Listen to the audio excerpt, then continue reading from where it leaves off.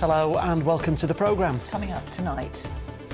For Victoria and Sarah, Trevor and Jenny Hicks continue their campaign to amend official records about their daughter's deaths at Hillsborough. Action, not words. Forget the tea and sympathy. Step up in court, make a statement. Problem solved. Unthinkable tragedy. A court hears the prosecution case against a driver who denies causing the deaths of a mother and daughter 3 years ago. Looking to the future, Lindsay Burrow's back at the MND Centre, named after her husband, and says it's the perfect tribute. And we did see a few brighter breaks during the course of today, but what does the weather have in store for the rest of the week? I will be here, of course, a little later on with your full forecast.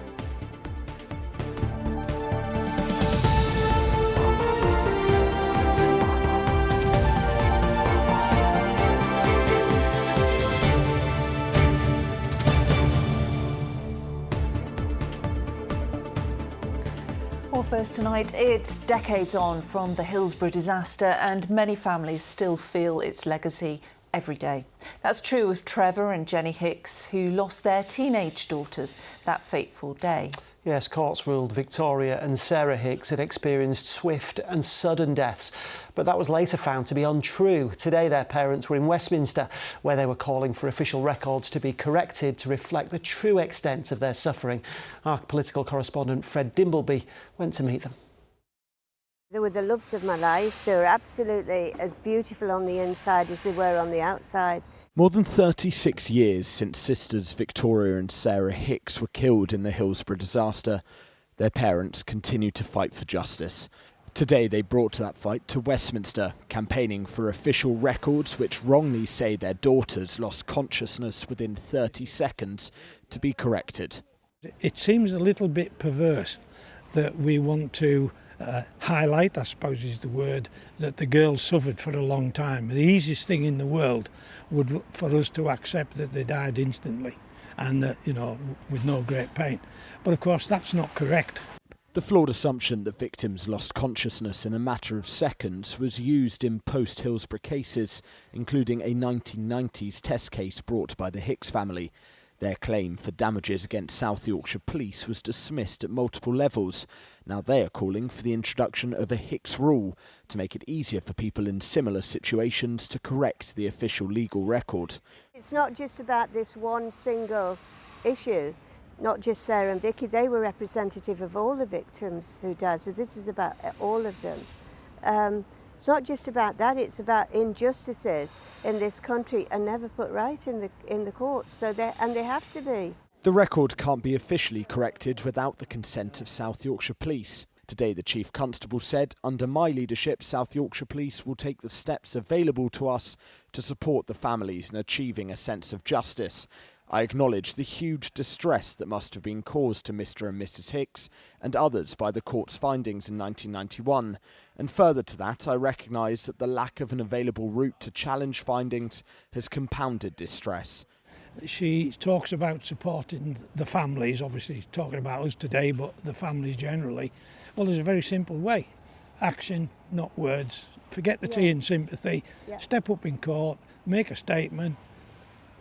Problem solved. Tonight they will make that case to MPs and peers after so many decades of campaigning, hoping they will at last be heard.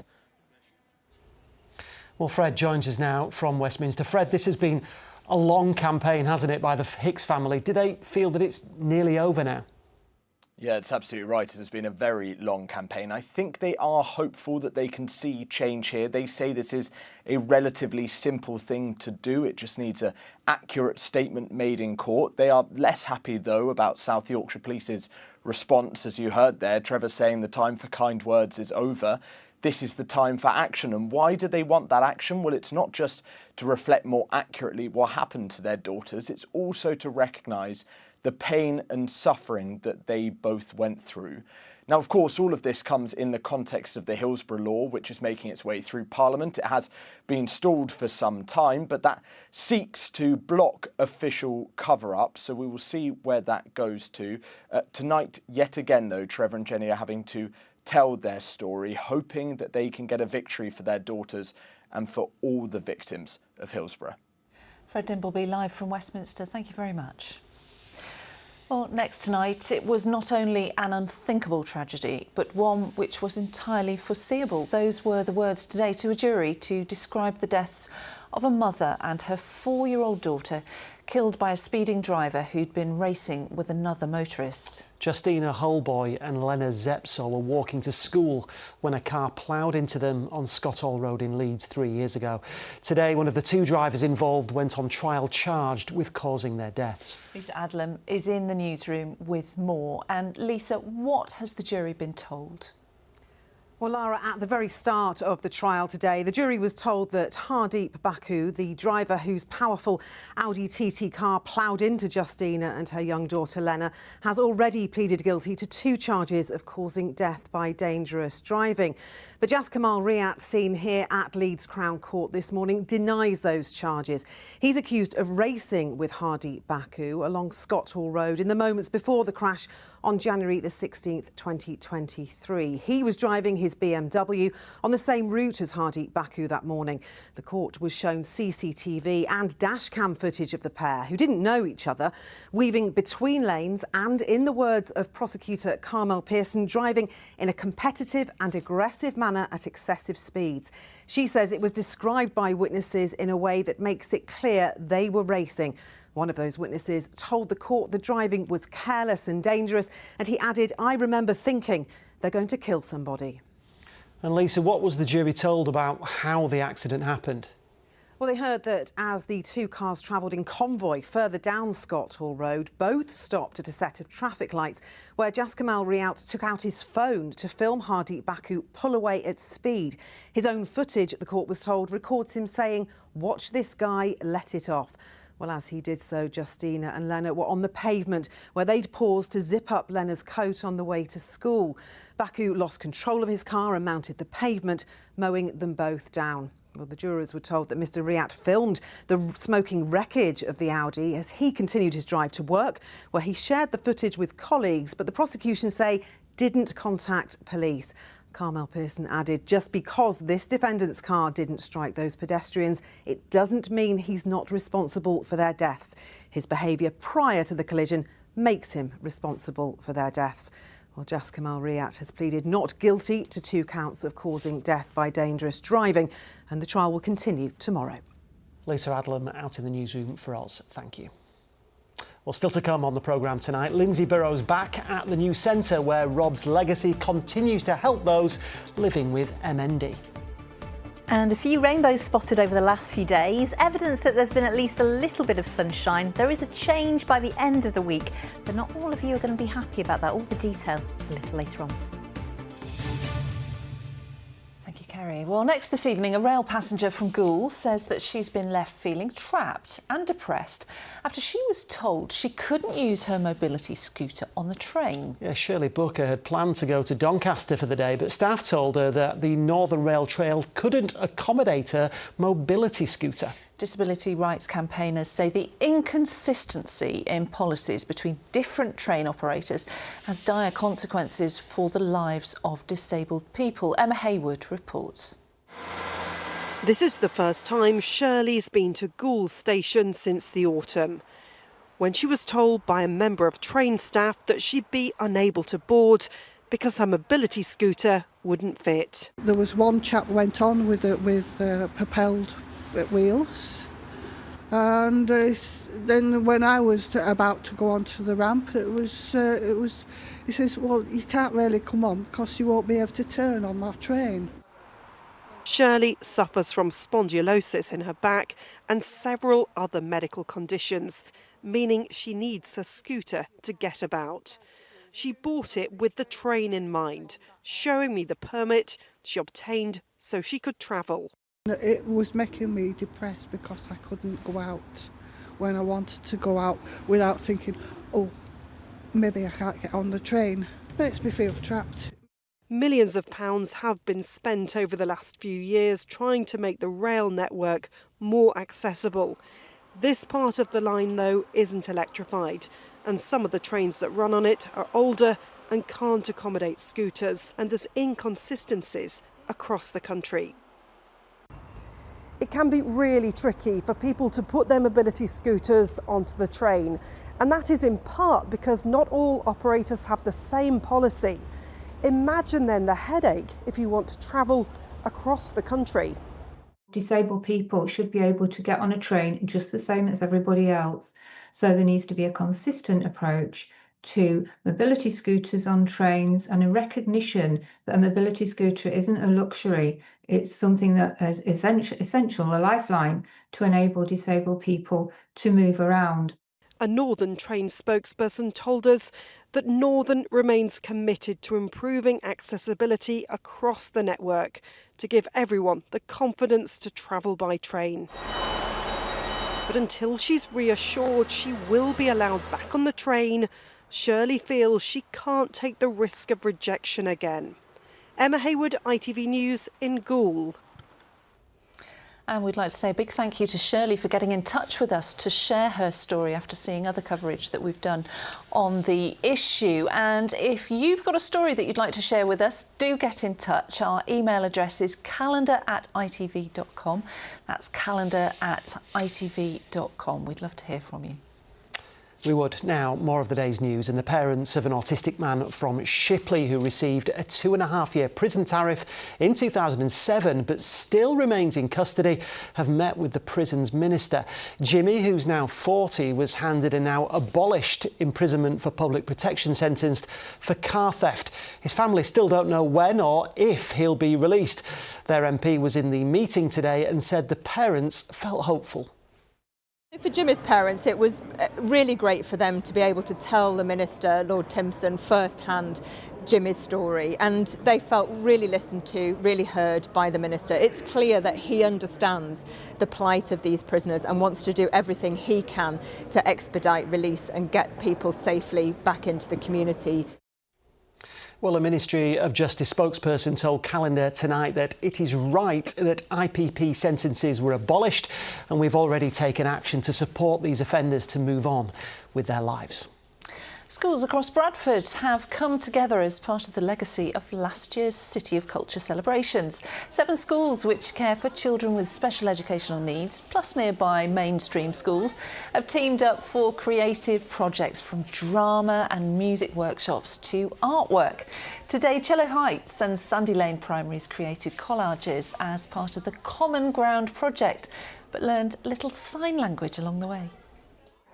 I teaching them colours and alphabet spells and weather and family. And have they been good pupils?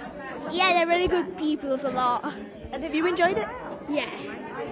These guys have known each other for 2 weeks and it's like the best friends already. It's been such a lovely bridging project. They've been using the playgrounds, they've been talking to each other, they've been using each other's artwork for their artwork. It's just worked brilliantly.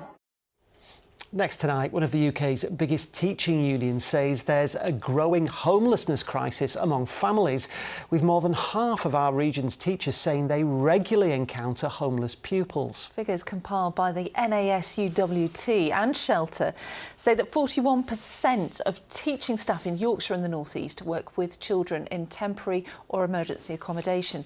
The government has told ITV News that they're granting location authorities more funding to tackle the issue. Nick Smith has this report.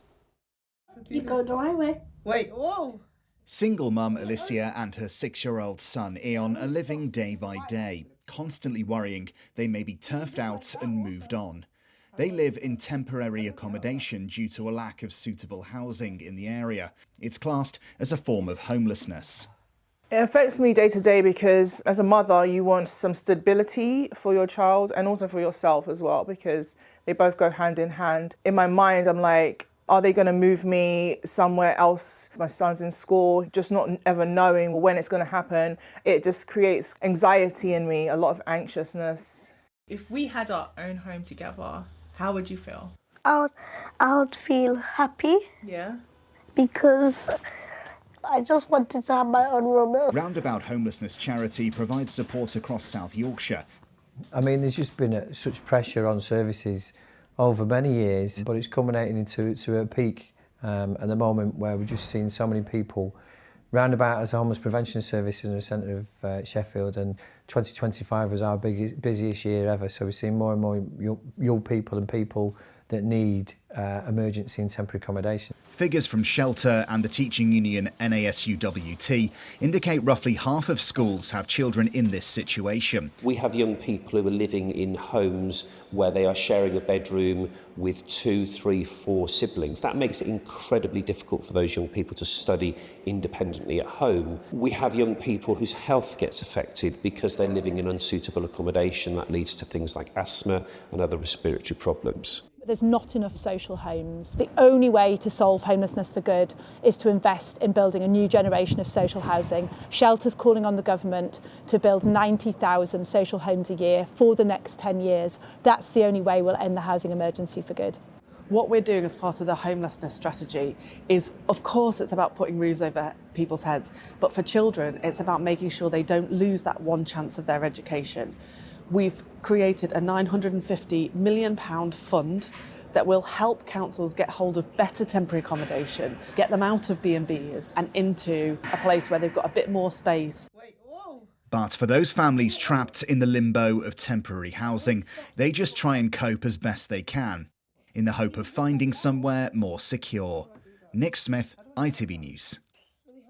Well, Kerry is with us now. And Kerry, it seems like it hasn't stopped raining, does it, since the new year? And although our region has probably had the better of it compared to other parts of the country, we've still got, 16 flood alerts and 1 flood warning. Yeah, let's tell you about the alerts and the warnings. So the Environment Agency have, over the next 3 days, have got a green risk of flooding. That's very low, but there are a number of alerts and warnings in place. So if it's an alert, it's be aware flooding is possible. If it's a warning, it means be prepared. Flooding is likely to happen, and you don't want to wait for this one. It's severe flooding, and that's when all the panic happens, and it's a risk to life, infrastructure and buildings. So go to gov.uk and check for flooding. If you just type in check for flooding, it will give you all the details and you can sign up for flood alerts.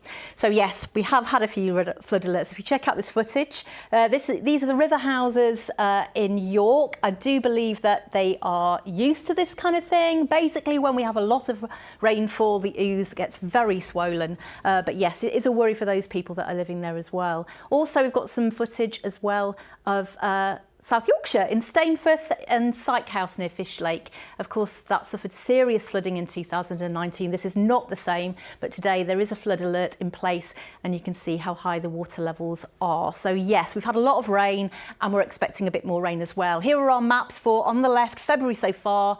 Only 8 days in, we're already to western parts of the region, especially over the Pennines. We've already had a month's worth, and this is winter so far on the right. We've already had well above the average, and we've got 3 weeks to go. Now, this is a beautiful shot, despite the cloud. A big thank you to Andy Butler of this great shot in Longwood, Huddersfield. And despite the cloud in the background, check this out. Away from flooding, it is Fairburn Ings, where people have been experiencing one of the winter's great spectacles. The display often occurs at dusk, just before the birds roost overnight, and provides them with some safety in numbers and warmth. And of course, that is a starling murmuration, and we love it, don't we? Keep them coming. We do love it. It's beautiful, isn't it? Thanks for sharing. Forecast in a bit. Okay, see you in a bit. And thanks for your company tonight. The ITV Evening News continues at 6:30. Here's a look at what's happening with Lucrezia Millerini. Coming up on the ITV Evening News, pressure grows on the Prime Minister with the latest departures from his top team. And as his future hangs in the balance, the Scottish Labour leader urges Keir Starmer to step down. Also, the police assess claims that Andrew Mountbatten Windsor passed confidential government reports to Jeffrey Epstein. In their first public statement on the scandal, William and Kate say they are deeply concerned. And the retired coal miner who's helping keep his industry's history alive at the age of 94. Join me for those stories and more at 6:30. We certainly will, Lucrezia. OK, let's get some sport now. Arif's with us. Arif, what you got for us tonight? Well, Chris, it wasn't the best weekend for our teams, unfortunately, but there was a big win for Leeds, and Harrogate Town ended their 5-month wait for a win in the league.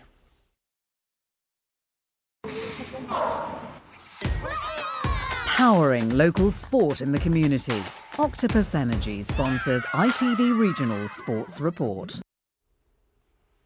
Well, Leeds United head coach Daniel Farke says he isn't resting on his laurels ahead of their trip to Chelsea tomorrow night, despite his team being 6 points clear of the relegation places. The impressive 3-1 win over Nottingham Forest on Friday keeps the Whites in 16th, 2 spots above the drop zone. Leeds go to Stamford Bridge tomorrow night, and Farke is expecting a tricky game against the Blues.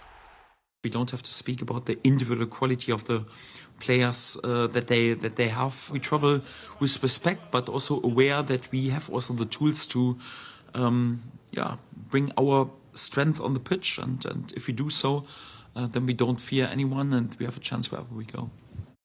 Well, Sheffield United still harbour hopes of joining Leeds in the Premier League as they take on Middlesbrough this evening.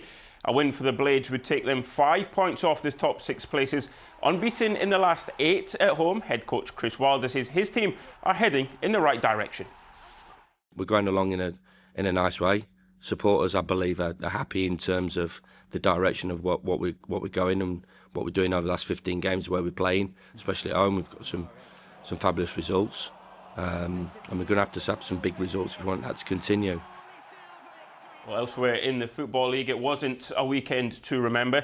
In League 2, James Berry's acrobatic volley won the game for Chesterfield. His celebration, not too shabby either. Celebrating a win is something Harrogate Town fans haven't done for a while, but they did at the weekend as they beat Cambridge, their first victory in 23 league games. Wow, that's the football then, and Super League gets underway this week? Yeah, it does, Laura. Thursday, in fact. Looking forward to the start of that. All our top flight teams warmed up with wins in the Challenge Cup over the weekend. Well, newly promoted York Knights will kick things off on Thursday night when they take on treble winners Hull KR. At a press call at York Minster this afternoon, Captain Liam Harris said it will be an historic moment for the club and the city. It's going to be a great occasion, for the boys that are playing and for the city of York as well. But again, it's up to us to make sure that we're there, not just for the occasion. We want to compete, and what better way to start with, the champions at home.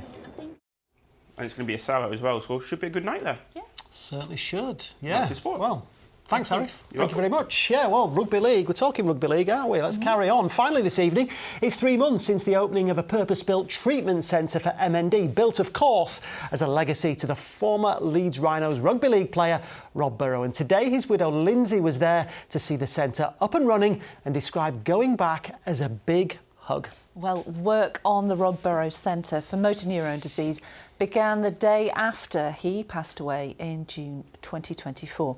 Lindsay says it's the perfect tribute to her warrior husband. Sally Simpson reports. Built with donations from thousands of people from around Yorkshire and beyond, the Rob Burrow Centre for Motor Neurone Disease is a beacon of hope in the fight against MND. When Rob Burrow was diagnosed with the disease, it was his dying wish to see work on the centre begin at once. It opened in a flurry of royal approval last November, and today Rob's widow Lindsay gave it her own ringing endorsement. For me, the centre is a centre of love, and it's been built through the kind and generous donations of so many people. I think over 17,000 people have donated to the centre. So to be here, for me, it's a real centre of love. It's a really special place. It's a place we can come and remember Rob, and to see the difference that it's making to so many families is just really special. It's a feeling echoed by the centre's top doctor. Dr. Jung, you've come such a long way since the spades were first in the ground. Yes, it has been built in a record time, actually. And Rob Burrow being Rob Burrow, he was very clear that we needed to have gone ahead the day after he died. For me, the centre is a pioneering paradigm shift in how healthcare delivery needs to take place, from cold, soulless places where people are sitting in their own little bubbles of anxiety and fear, absolute fear and dread of going to see a doctor. So I think this just changes everything. Lindsay's life has brought so much change, and it's documented in her book, which was an instant bestseller. I suppose it's a bit of a love story. It goes from I grew up in the 1980s. My dad was a miner. I grew up in the miners' strike. Through meeting Rob, our courtship, and then obviously the children, right up to the very final, Rob's final days. So, a rollercoaster of emotion doing the book. But looking back now, I'm so glad I did the book. What we've been through as a family, it just shows that life is short and you never know what is around the corner, and we never expected to have been on this journey, but I think you've just got to stay positive and, you know, as I say, the children first and foremost are my priority, and their happiness and their childhood, you know, enjoy my job as a physiotherapist, so, you know, who knows what the future holds. With hopes that the future may bring a cure for MND, this so-called Centre of Love is at the heart of trying to make that happen. Sally Simpson, ITV News, Leeds. Yeah, well, I think we're all trying to see the blue sky above the rain, aren't we? We certainly are, yeah, and lovely to hear from Lindsay Burrow again. Really was. Yeah. Let's go to Carrie now for the weather. Today's forecast: seafood and sugar cube towns. TUI sponsors ITV Yorkshire Weather. Hello again. Yes, although a few brighter breaks today, cloud is definitely the default setting. Lovely though, it lifting first thing this morning in Leeds. A big thank you to Andy Dennison, and also a little bit thinner and brighter at times, even out towards the coast in Scarborough. A big thank you as always for your photos. Weather photos at itv.com. So for this week, an unsettled start, milder temperatures than average, but yes, it is expected to get colder as we head Friday into the weekend. In the meantime though, low pressure is still out in the Atlantic and it's still sweeping in from the southwest over the coming few days, bringing further spells of rain, certainly until the end of the week. So in a bit more detail for this evening and overnight tonight, we're mainly dry actually, but there's a lot of cloud around. There's some dampness in the air, bits of rain and drizzle over higher grounds, and again, which again feels the default setting for higher ground like the North York Moors, the Yorkshire Dales, down the Pennine Spine and into the Peak District. A lot of low cloud sitting on the hills. We're pretty mild tonight, not much lower than around 5 or 6 Celsius, and not many sunrise and sunset photos with the cloudy skies of recent weeks. A big thank you to Nigel though for this great capture of a kingfisher. 7:35 and 5:05 are your sun times for tomorrow. Generally speaking, a cloudy but murky start. There will be some generally light rain and drizzle around at times, again mostly over the hills with some low cloud. Maybe even some low cloud at lower levels towards the end of the afternoon, and temperatures around average or just above. So we have lines of showery outbreaks of rain sweeping in from the southwest as we head into midweek on Wednesday. But if we look ahead, it looks quite different towards the weekend. TUI sponsors ITV Yorkshire Weather. Thanks very much, Kerry. Now, we've been talking about it all of last week, and I'm sure we will this week. It's been so drab, hasn't it? So we're going to cheer ourselves up with another look at those murmurating starlings. Yeah, it's televisual tranquility, isn't it? Well, that's according to our producer anyway. Thousands of birds in symmetry across the sky. But that's it for now. I'm back at 10:30. Lucrezia's next. See you later. Bye-bye. Bye.